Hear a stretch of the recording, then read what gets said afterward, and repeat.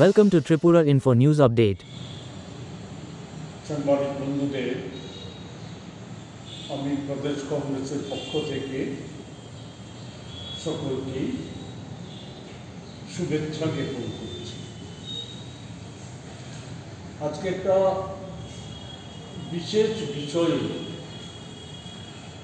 আপনাদের দৃষ্টি আকর্ষণ করার জন্য আমরা এখানে মিলিত হয়েছি। আমার সাথে উপস্থিত আছেন রাজ্য কংগ্রেসের তফসিলি জাতি শাখা রাজ্য চেয়ারম্যান শ্রী নিরঞ্জন দাস এবং এই সংগঠনেরই সদর জেলা সভাপতি জয়ধন সরকার।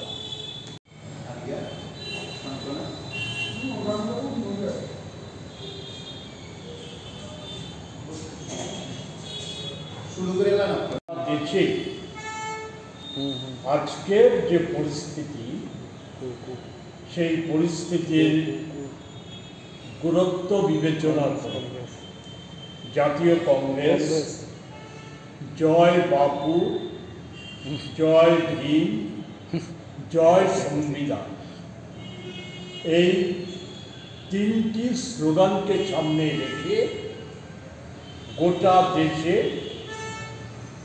আন্দোলন কর্মসূচি জারি করেছে।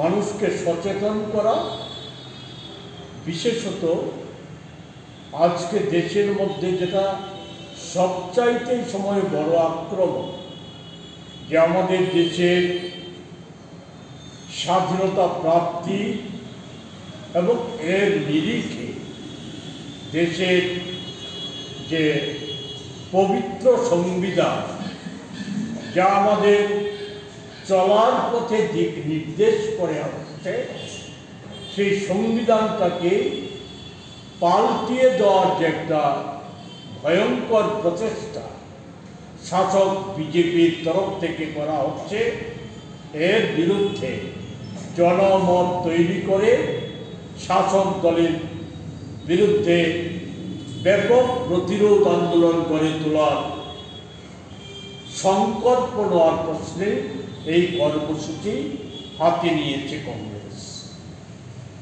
এরই অঙ্গ হিসাবে আগামী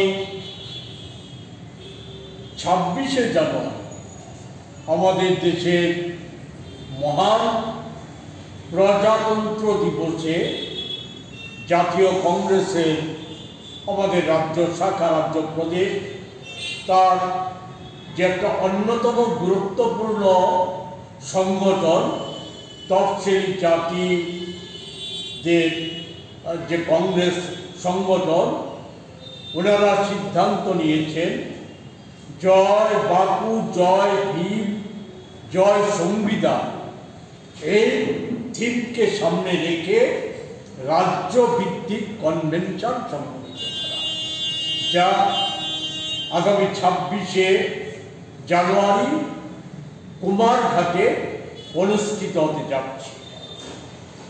এর প্রাক্কালে আমি যেটা আপনাদের মাধ্যমে রাজ্যবাসীর দৃষ্টি আকর্ষণ করতে চাই, হিন্দুদের মধ্যে সবচাইতে ওই সময় একেবারে নিম্নবর্গে পিছিয়ে পড়া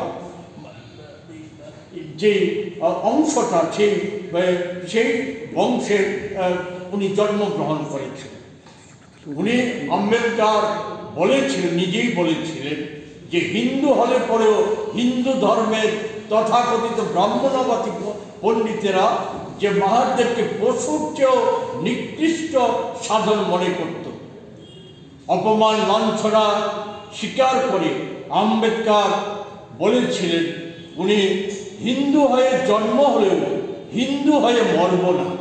1956 সালে 5 লক্ষ অনুগামী সহ উনি হিন্দু ধর্ম পরিত্যাগ করে বুদ্ধ ধর্ম গ্রহণ করেছিলেন। আজকে বিজেপি নিজেদের পাপকে স্খলন করার জন্য তারা আজকে নানাভাবে বলার চেষ্টা করছে আম্বেদকরকে জীবিত অবস্থায় কংগ্রেস নাকি মর্যাদা দেয়নি, আম্বেদকরকে মৃত্যুর পরেও নাকি কংগ্রেস মর্যাদা দেয়নি। আমি ছোট্ট দুটো উদাহরণ দেব।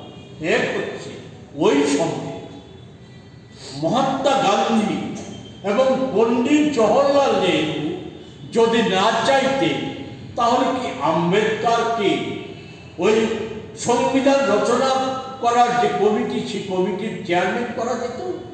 ঘটনা তো তাই। শুধু তাই না, আম্বেদকরকে গণপরিষদে নির্বাচিত করার ক্ষেত্রে যে দুজন সবচাইতে উল্লেখযোগ্য ভূমিকা নিয়েছিলেন, একজন হচ্ছে সকলেই জানে, একজন হচ্ছে সেই সময়কার তফসিলি সম্প্রদায়ের একজন রাজশাহীতে নেতা ছিলেন যুগেন মণ্ডল, আরেকজন ছিলেন কংগ্রেস বিধায়ক জগন্নাথ বিশ্বাস। তারাই সমর্থক বিধানসভার সমর্থক জোগাড় করে, সদস্যদের মধ্যে সমর্থক জোগাড় করে আম্বেদকরকে বিধান পরিষদের সদস্য নির্বাচিত করেছে। এবং এটা সকলেই জানে যে বিজেপি যাই বলার চেষ্টা করুক না, স্বাধীনতার পূর্বে মহাত্মা গান্ধী যেমন বিদেশি দ্রব্য বর্জনের ডাক দিয়েছিলেন, তেমনি আম্বেদকর আজকে বিজেপি যাদেরকে অনুসরণ করে, আমি আগেই বলেছি, তাদের রাজনৈতিক অভিভাবক আরএসএস, যারা মনুসংহিতার সংবিধান আমাদের দেশে চালু করতে চায়, সেই সংবিধানকে, মনুসংহিতাকে গান্ধীজির পাশাপাশি বর্জনের ডাক দিয়েছিলেন।